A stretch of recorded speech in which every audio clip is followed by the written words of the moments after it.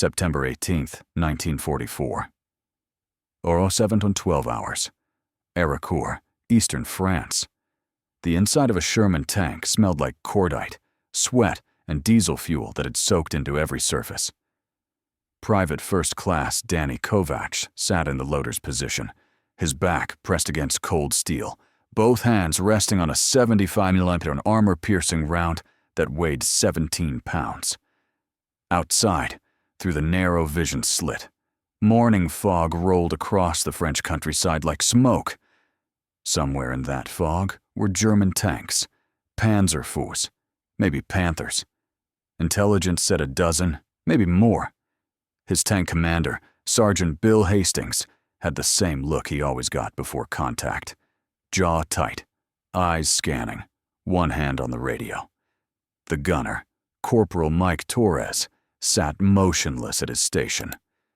The driver and bow gunner were invisible in the hull below. And Danny Kovacs, 19 years old, from Cleveland, Ohio, was about to do something that would either save his crew or get them all killed. He was going to load the shells in the wrong order, the sequence they drilled into him at Fort Knox. AP, ha-boh, AP, repeat, was designed by men who understood ballistics and penetration values. But those men had never been inside a Sherman facing a Panther at 400 yards. Danny had. 3 times. And he'd figured something out that the manual didn't mention. The question was whether Hastings would let him do it, or whether he'd have time to explain before the shooting started. Danny Kovacs had never wanted to be a tank loader. He'd wanted to be a mechanic, maybe work on cars after the war. But the Army had other ideas, and in January 1944, they'd put him in a Sherman and told him his job was simple. Load fast, load right, don't get killed. The standard sequence was drilled into every loader from day one. Armor piercing first, crack the enemy tank's armor. High explosive second, if the AP didn't kill it. The HE would finish the job, or suppress infantry. Then back to AP for the next target. Repeat until everyone's dead, or you're out of ammunition. It made sense on paper. AP rounds were designed to punch through armor. HE rounds were designed to explode. You used the right tool for the job. Except Danny had noticed something during his first engagement near St. Lo in July. They'd been fighting Panzer IVs in Bocage country. Tight hedgerows, short sight lines, ambush after ambush. Hastings would call for AP. Danny would load it. Torres would fire. Sometimes they'd penetrate. Sometimes they wouldn't.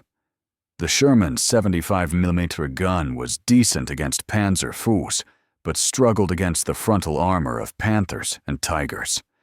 When AP rounds bounced, you wasted time and gave the enemy another chance to shoot back. But Danny had watched what happened when they used She-Iot first. Not by choice. Once, in the chaos of combat, he'd grabbed the wrong shell. Loaded He-Oo when Hastings had called for AP. Torres had fired before anyone noticed.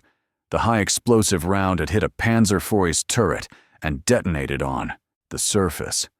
Didn't penetrate. But something interesting happened. The German tank had stopped moving, stopped shooting, for maybe 5, 6 seconds. Long enough for Danny to load an AP round. Long enough for Torres to aim carefully. Long enough to put the armor-piercing shot through a weak point in the tank's side armor. The Panzer had brewed up, ammunition cooking off, black smoke pouring from the hatches. After the fight, Hastings had chewed Danny out for loading the wrong shell. You follow the sequence, Kovacs. AP first, always. That's not a suggestion. But Danny couldn't stop thinking about those 6 seconds. The HE round hadn't killed the Panzer, but it had stunned the crew, rattled them, made them flinch. And in tank combat, 6 seconds was the difference between living and dying. So he'd started paying attention. watching what happened when he rounds hit enemy tanks. The concussion wasn't enough to penetrate armor, but it was enough to disorient crews, damage optics, blow off external equipment. It bought time. And if you used that time to land an AP round in the right spot, you could kill tanks more efficiently than the standard sequence allowed. The problem was convincing anyone that a 19-year-old private from Cleveland knew better than Army doctrine. Danny had tried explaining it to Torres once. The gunner had shrugged. "You load what Hastings tells you to load. That's the job." He'd tried explaining it to the assistant driver. "Man, I don't know anything about tank rounds. I just drive." He'd even tried bringing it up to Hastings during a quiet moment after a patrol. "Sarge, I've been thinking about the loading sequence." "Don't." Hastings hadn't even looked at him. "The sequence works. It's been tested. You're a loader, not a tactician. Do your job." So Danny had done his job. Loaded AP-HEAP for 3 more engagements. Watched German tanks take multiple hits before going down. Watched American Shermans burn because they couldn't penetrate fast enough. Watched good crews die because the manual said armor piercing first, and nobody questioned the manual. Until today. Because this morning, sitting in the fog near Arracourt, Danny Kovacs had made a decision. If they ran into German tanks today, and they would, intelligence was too specific for it to be wrong. He was going to load she first. Then AP. Then he again. Then AP. A sequence that would look completely wrong to anyone who knew the manual. A sequence that would probably get him court-martialed if they survived. A sequence that might just save all their lives. The radio crackled. Company commander's voice, distorted by static. "All Cobra units, contact front. Enemy armor, multiple vehicles. Bearing 090. Engage at will." Hastings keyed the intercom. "Driver, halt. Gunner, scan right. Loader, AP round, load." This was it. Danny looked at the ready rack. AP rounds on the left. He rounds on the right. His hand moved toward the HE rounds. "Kovacs," Hastings's voice was sharp. "AP round. Now." Danny's hand stopped. He looked up at Hastings. The sergeant was staring at him through the dim interior of the turret. "Sarge, I need you to trust me." "Load the goddamn AP round, Kovacs. If I load he first, we can—" "You load what I tell you to load, or I will personally drag you out of this tank and—" "Panzer!" Torres shouted. 400 yards, 11 o'clock, moving left." Hastings's head snapped toward the gunner's position.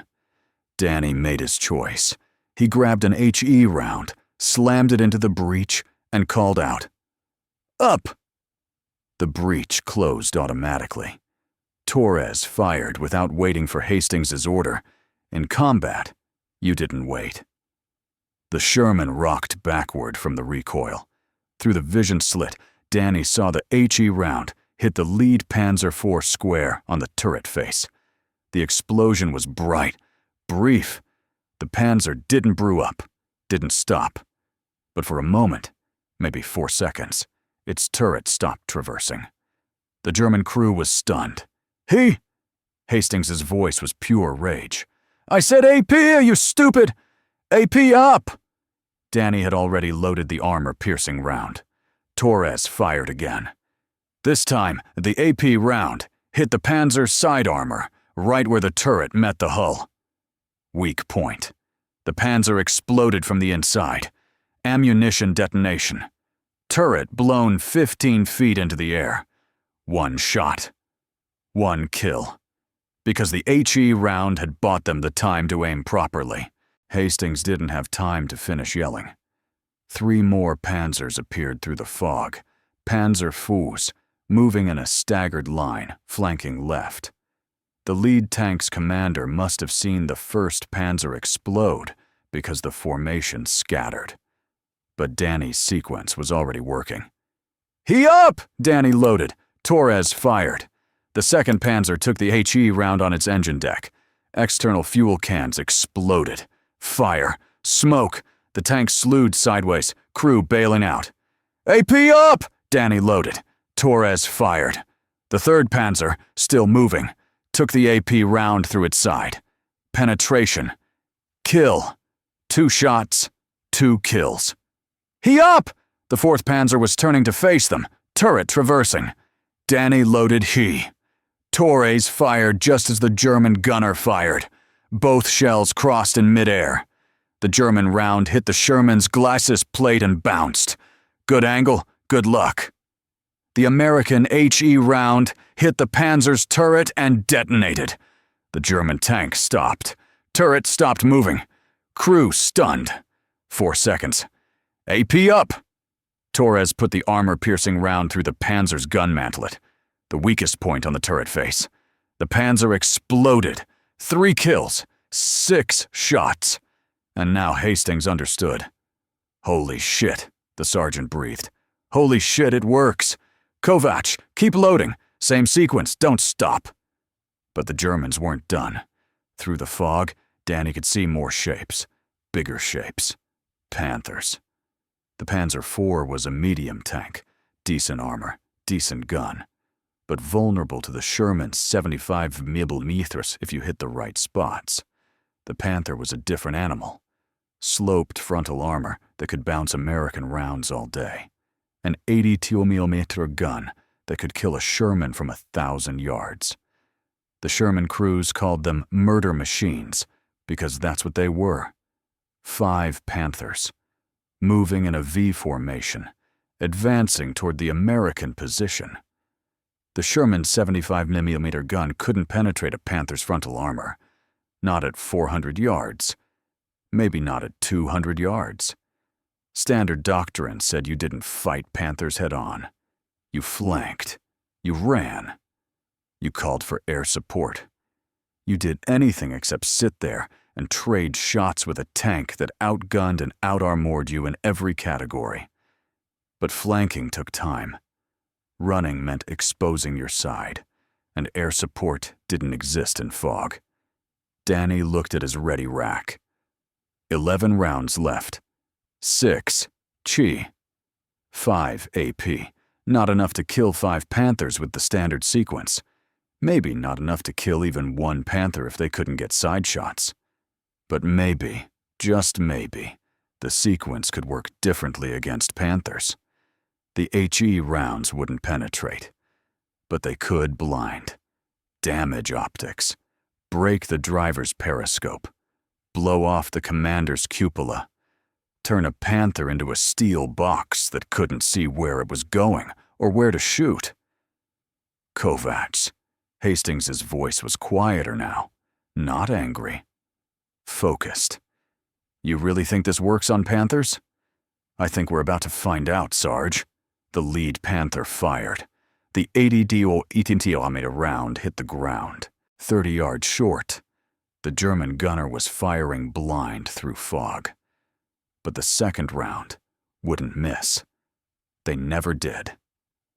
"He up!" Danny loaded. Torres fired. The high round hit the Panther's gun mantlet and exploded. Didn't penetrate. But the explosion was right in front of the gunner's periscope.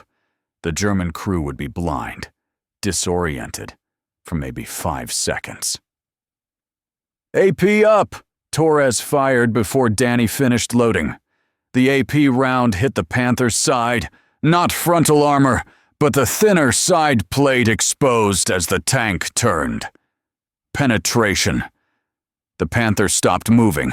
Smoke poured from the engine deck. First Panther down. 4 left. And they were adapting. The remaining Panthers spread out, stopped advancing, went hull down behind terrain features. Professional crews. They'd seen what happened to the first Panther. They weren't going to make the same mistake. This was going to be harder. "He up!" Danny loaded. Torres fired at the second Panther. The HE round hit the turret. Explosion. But the Panther didn't stop. Didn't retreat. It fired back. The 80mm round hit the Sherman's turret. The world became noise, metal screaming. The turret rang like a bell. Something broke inside. A vision block shattered, equipment torn from its mounts. Torres was yelling something. Hastings was on the radio calling for support. The driver was screaming that they needed to move, and Danny just kept loading. AP up! Torres fired. The AP round missed. The turret traverse mechanism was damaged, throwing off his aim. He up! Hit the third Panther, blinded it. AP up! Fired at the second Panther again. This time, the AP round found the sweet spot. The joint between turret and hull. Penetration. 2 Panthers down. 3 left. The Sherman was dying. Danny could feel it. The turret traverse was sluggish. The intercom was cutting in and out. Something was on fire in the hull. He could smell it. Acrid and chemical. The driver was yelling that they'd taken a track hit, couldn't move. They were a stationary target, in a damaged tank, against 3 Panthers that now knew exactly where they were. Standard doctrine said bail out, abandon the vehicle, get to cover, live to fight another day. But if they bailed out, the Germans would advance, would overrun the American position, would kill the infantry holding the line behind them. Sometimes, you didn't get to live to fight another day. Sometimes, you got to choose how you went out. Kovacs. Hastings' voice was steady. Calm. The kind of calm that comes when you've accepted what's about to happen. How many rounds left? Danny checked the ready rack. 4. 2 HE, 2 AP. Make them count. The third Panther fired. The round hit the ground next to the Sherman. Missed, but the fourth Panther was traversing. Aiming. Getting ready to fire the shot that would end them. He up! Danny loaded. His hands were steady. Funny how that worked. Torres fired. The HE round hit the 4th Panther's commander's cupola. The cupola tore off. The German tank commander, wherever he was either dead or bleeding. The Panther stopped moving. AP up! Torres fired at the same Panther. The AP round hit the turret ring where the cupola had been. Penetrated. 3 Panthers down, 2 left. The 5th Panther fired. The 80mm round went through the Sherman's turret like tissue paper. Danny felt the pressure wave before he felt the pain. Something hit him. Shrapnel, fragments of the shell casing, pieces of the turret interior. His left arm went numb. His ears were ringing. Blood. He could see blood on the shells in the ready rack. His blood. Hastings was down, slumped in his seat, unconscious or dead. Danny couldn't tell. Torres was still at the gun, still fighting. The driver and bowgunner were screaming in the hull, and Danny had 2 shells left. 1 HE, 1 AP, 2 Panthers. He loaded the HE round, couldn't feel his left arm, used his right hand and his teeth to get the shell into the breech. Up! His voice sounded strange, distant. Torres fired. The HE round hit the 5th Panther, hit it in the barrel. The gun tube, 1,000,000-to-1 shot. The Panther's 80mm gun cracked. Useless. The German tank reversed, retreating. 1 Panther left, the 6th Panther. The last one. And Danny had 1 shell remaining. 1 AP round. 1 chance. The German gunner knew it too. The Panther advanced. Slow, deliberate, taking time to aim. The Sherman couldn't move, couldn't retreat. The crew was wounded. The tank was on fire. This was it. Danny loaded the last AP round. Up! Torres didn't respond. Danny looked. The gunner was slumped forward, wounded, maybe dead. Nobody left to fire the gun. Danny pulled Torres out of the gunner's seat, strapped himself in. He'd never fired the 75mm gun. He was a loader. It wasn't his job. But right now, there was nobody else. He pressed his eye to the periscope. The Panther filled his vision. 600 yards, maybe less. The German tank was advancing, confident. One working American tank. One working German tank. Except the American tank was crewed by a wounded loader who'd never fired the gun. Danny put the crosshairs on the Panther, not the frontal armor. That would never penetrate. The side. He needed a side shot, but the Panther was facing him directly. He couldn't get an angle. Unless the Panther fired. The shot went high. Missed. The German gunner was compensating for range, expecting the Sherman to be moving, but the Sherman was stationary, wounded prey. The Panther advanced another 50 yards, closer, getting ready for the killing shot. Danny waited, his hand on the firing trigger, his eye on the periscope, waiting. The Panther turned slightly, adjusting position, presenting its side armor for just a moment. 3 seconds, maybe 4. Danny fired. The last AP round, the last chance. The shell crossed 600 yards in less than a second. Hit the Panther's side armor, lower hull, where the armor was thinnest, where the ammunition was stored. The Panther exploded.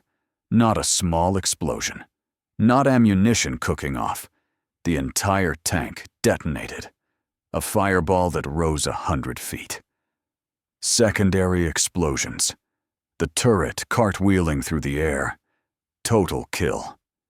9 Panzers. 11 shots. And a Sherman crew that had refused to die quietly. Danny Kovacs woke up 3 days later in a field hospital. His left arm was in a cast. His hearing was damaged. His face was covered in burns and cuts. But he was alive. So was Torres. And the driver. And the bow gunner. Hastings had died. Shrapnel from the 80 4mm round that penetrated the turret. The sergeant had been dead before the last Panther exploded. Danny learned this from Torres, who was in the bed next to him. The gunner's leg was broken. His shoulder was dislocated. But he was talking. Smiling. "You stupid son of a bitch," Torres said. "You loaded he first. Against doctrine. Against orders. And you saved our lives." Danny didn't know what to say. "Hastings would have court-martialed you," Torres continued, "if he'd lived. You know that, right?" "Yeah, I know. But he also would have recommended you for a medal. Because that sequence, he poom, it works. Command's already asking questions, wanting to know how one Sherman killed 9 Panzers with 11 shots. They pulled the spent casings, counted them, figured out what you did." Danny closed his eyes. I saw the pattern. He stuns them, buys you time. Then AP kills them while they're disoriented. It's faster than the standard sequence, more efficient. "It's brilliant," Torres said, "and completely insane. And they're going to teach it. I heard the battalion commander talking. They're revising the loading doctrine, testing your sequence, calling it the Kovacs method. That's stupid." "Yeah, well, so was your shell sequence, and it worked." The Army investigated. They always did when something unconventional happened. Danny gave his statement from the hospital bed, explained his reasoning. The mathematics of stun versus penetration. The time savings of stunning first, killing second. The way he rounds disrupted enemy crews long enough to find weak points in their armor. The investigators took notes, asked questions, seemed skeptical. Then they talked to the infantry who'd been holding the line behind Danny's Sherman. The soldiers who would have been overrun if the German tanks had advanced. The men who'd watched one American tank hold off 9 Panzers. "He's a goddamn hero," one infantry sergeant said.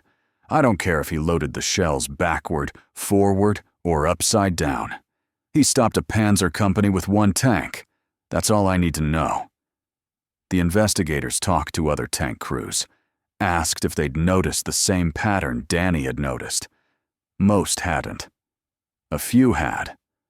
One loader from another company said he'd tried loading E-first once, got screamed at by his commander, never tried again. But Kovacs is right, the loader said. I've seen it work. He stuns them. You just need a commander who'll trust you. By October 1944, the Kovacs sequence was being tested by 3 Sherman battalions. Results were mixed. Some crews swore by it. Others said it made no difference. The problem was that Danny's technique required perfect coordination between loader and gunner. The HE round only bought you 4 to 6 seconds.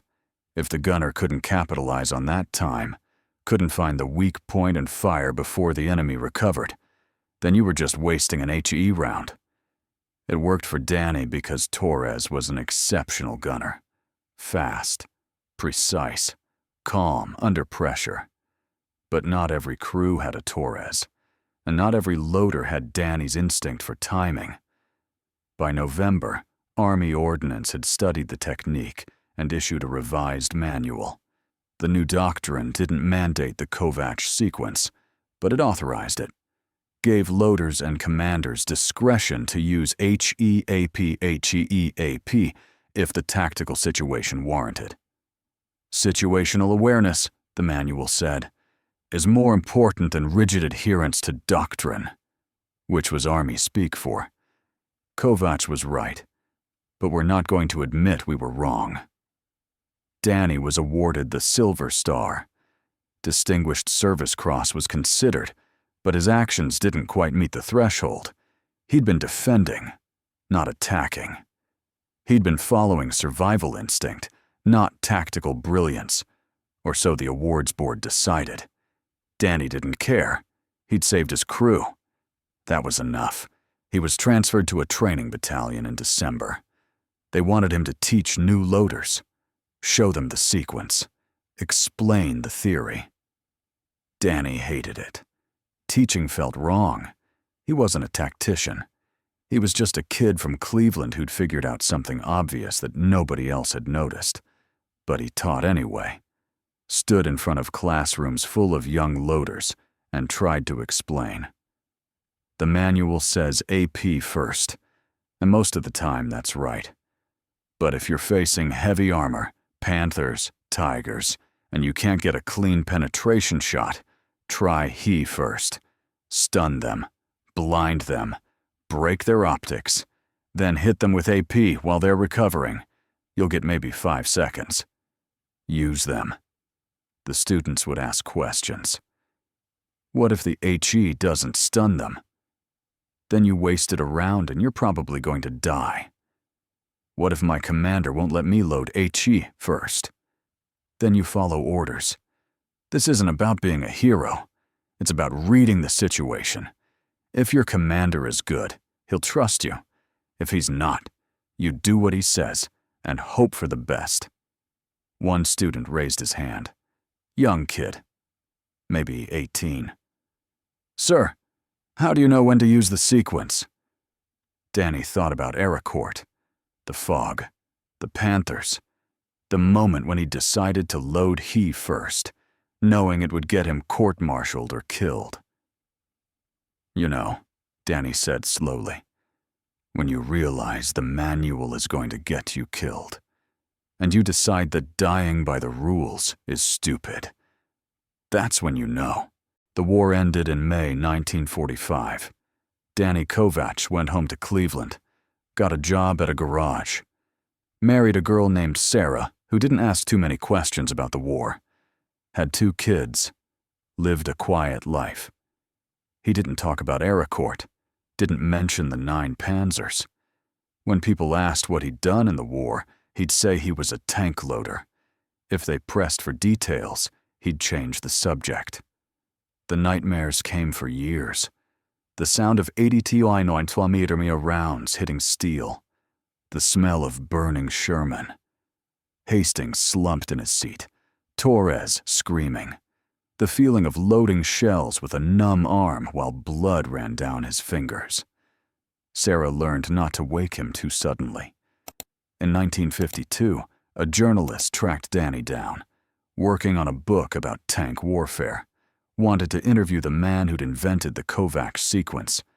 Danny refused. The journalist persisted, showed up at the garage, offered money. Danny told him to leave. It wasn't an invention, Danny said. It was common sense. The manual was wrong. I fixed it. That's all. But you saved lives, the journalist pressed. Change doctrine. Your technique is still being taught. Then I guess somebody's teaching it.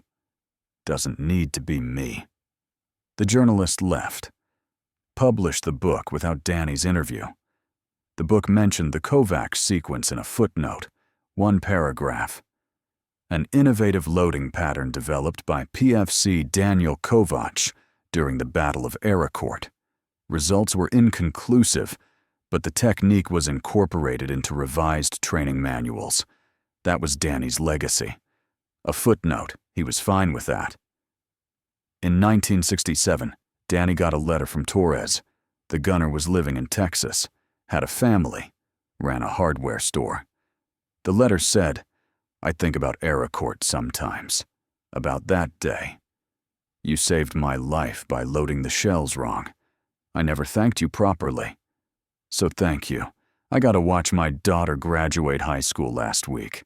I got to walk her down the aisle. I got to hold my grandson. All because you were smart enough to ignore orders. That's what heroes do. They make the right choice, even when everyone says it's the wrong choice. Danny didn't write back, didn't know what to say, but he kept the letter. Put it in a drawer with his silver star, things he didn't look at, but couldn't throw away. In 1978, the Army invited him to Fort Knox. They were updating the armor school curriculum, wanted him to speak to a new generation of tank crews. Danny almost said no, but Sarah convinced him. You should go. Those kids need to hear it from someone who was there. So he went, stood in front of 200 young soldiers, and tried to explain. In September 1944, I disobeyed orders and loaded shells in the wrong sequence. It saved my crew's lives. It killed 9 German tanks. And it changed how the Army thinks about loading doctrine. But here's the thing you need to understand. I wasn't trying to be a hero. I wasn't trying to change doctrine. I was trying not to die. He paused. The auditorium was silent. The manual is written by smart people, experts, people who've studied ballistics and penetration values and all the science of killing tanks. And most of the time, the manual is right. You should follow it. But sometimes the manual is wrong. Sometimes the situation you're in doesn't match what the manual says should happen. And when that happens, when you're sitting in a tank and you realize the manual is going to get you killed, you have a choice. Follow the rules and die, or break the rules and maybe live. How do you know when to break the rules? A young soldier asked. Danny thought about it, about Arracourt, about Hastings yelling at him, about the moment he'd grabbed the HE round instead of the AP round. You don't know, Danny said honestly. Not for sure. You guess. You use your judgment. You hope you're right. And if you're wrong, you live with the consequences. Or you don't live at all. Another pause. But here's what I learned. The purpose of the manual is to keep you alive. And if the manual stops serving that purpose, if following the rules is going to get you killed, then the rules are wrong. Not you. The rules. And you have permission to ignore them. The applause started slowly, then built. Danny stood there, uncomfortable, wanting to leave. After the speech, a young lieutenant approached him. Sir, I just want to say, What you did at Arracourt was incredible. 9 tanks with 11 shots. That's a record that still stands. Danny looked at the lieutenant. Young, confident. The kind of kid who thought war was about records and medals. You want to know what Arracourt was? Danny said. It was terror. It was my sergeant dying next to me. It was loading shells with a broken arm because there was nobody else left. It was making a choice that could have gotten me court-martialed or killed, and getting lucky that it worked. That's not incredible. That's just survival. But you changed doctrine. I didn't change anything, Danny said. I survived. And somebody smarter than me figured out why I survived and wrote it in a manual. That's all. Don't make it more than it was. He left Fort Knox the next morning. Didn't wait for the ceremony they'd planned. Drove back to Cleveland and went back to work at the garage. Sarah asked how it went. Fine, Danny said. They asked questions. I answered. Same as always. Did you tell them the truth? I told them what they needed to hear. Which was, Danny thought about it, that the rules matter, but survival matters more. And sometimes you have to choose. Danny Kovacs died in 1991 at the age of 66. Heart attack. Quick. Merciful. At his funeral, Torres came from Texas. The gunner was old now. Gray hair. Walked with a cane. But he came. Stood by the grave and said a few words. Danny saved my life in France. Saved a lot of lives. By being smart enough to know when the manual was wrong. And brave enough to do something about it. Torres paused. He never thought he was special.